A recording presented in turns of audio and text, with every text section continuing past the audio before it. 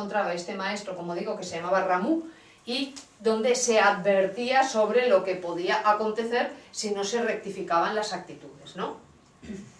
Finalmente, pues aquello acabó sucediendo, y entonces cuenta la historia que hubo un personaje que se llamó Manu Vaisvata. Un Vaisvata es alguien, no ha habido solamente uno, se habla también, si nosotros estudiamos pues teosofía, etcétera, veremos que se habla de los Vaisvatas en plural, ¿no? Porque son personas que guían a un determinado pueblo.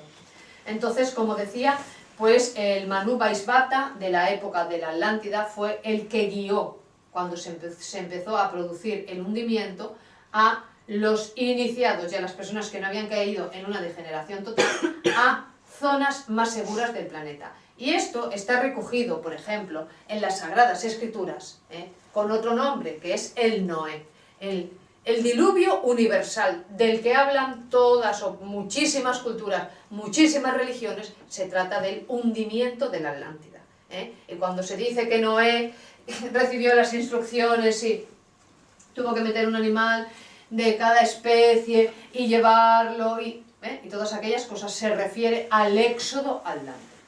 Inicialmente, los grandes iniciados atlantes pues se fueron a África. Físicamente, geológicamente, África era distinta, era una región era un continente mucho más pequeño de lo que es ahora. Luego, con el hundimiento de la Atlántida, hubieron tierras que emergieron y entonces esas tierras finalmente acabaron enganchándose a otros continentes más pequeños, como por ejemplo África, que por aquel entonces se llamaba Grabonsi. Como digo, primero huyeron a África y allí se dice que en la región de Cairona, que es actualmente el Cairo, en la zona de Nilia, que es el río Nilo, se establecieron. Y allí fundaron los misterios de la Esfinge. Ellos trasladaron todos sus conocimientos atlantes a Egipto, a lo que hoy se conoce como Egipto. Allí prosiguieron con una universidad que había en la Atlántida que se llamaba la Universidad, era en realidad una sociedad de científicos iniciados que se llamaba la Sociedad Akaldán. Esta, en forma de universidad, siguió y prosiguió en Egipto. Y frente a esa universidad es donde ellos edificaron la Esfinge. La Esfinge, que es un ser así como mitológico, extraño, con la cabeza humana, las patas de león, garras de león, patas de toro, todo eso tiene un significado profundo. Cada uno de esos simbolismos de la Esfinge representa una cualidad que, bueno, varias cualidades que tiene que poseer cualquier persona que quiera iniciarse en el camino iniciático o finalmente terminarlo. Después, al lado de la Esfinge, como todos sabemos, pues construyeron las pirámides, allí en la misma meseta de Gizeh, y lo que sí hay que decir es que la ciencia actual pues opina, porque demostrar no lo pueden demostrar, que las pirámides de Egipto son más antiguas que las pirámides de México, cuando en realidad no es así, porque las pirámides de México las hicieron los atlantes. Y cuando fueron, como digo, en el éxodo hasta Egipto, entonces allí volvieron a construir las pirámides de Egipto, que son posteriores a las de México.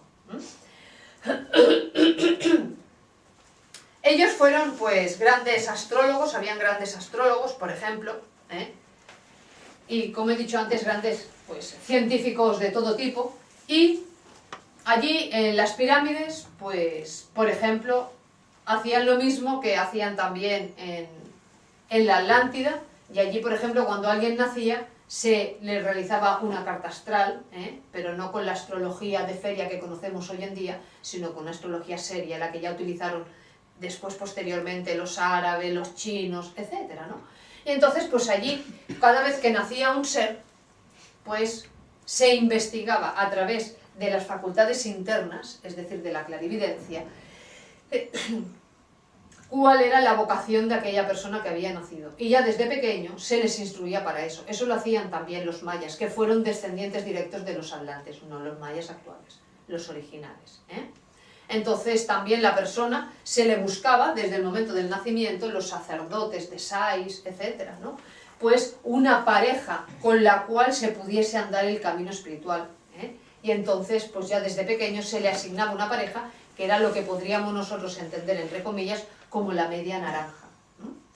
Entonces, pues como digo, después ellos de establecerse en Egipto y fundar allí pues todas las escuelas iniciáticas que fundaron, porque Egipto está plagado de templos maravillosos, con inscripciones totalmente simbólicas que están llenas de mensajes para despertar la conciencia. Como digo, pues después ellos se distribuyeron a otras regiones del planeta y fundaron, los descendientes de los antiguos atlantes, fundaron pues los misterios de la antigua China, los misterios de Japón, los misterios del Tíbet, los misterios de la antigua India también. Y todo eso tiene su origen en los conocimientos que tenían los atlantes y que heredaron nosotros que somos, pues como decíamos, los arios, ¿no? Ya vemos que los mayas utilizan un lenguaje parecido al lenguaje que se utilizaba en la antigua Atlántida.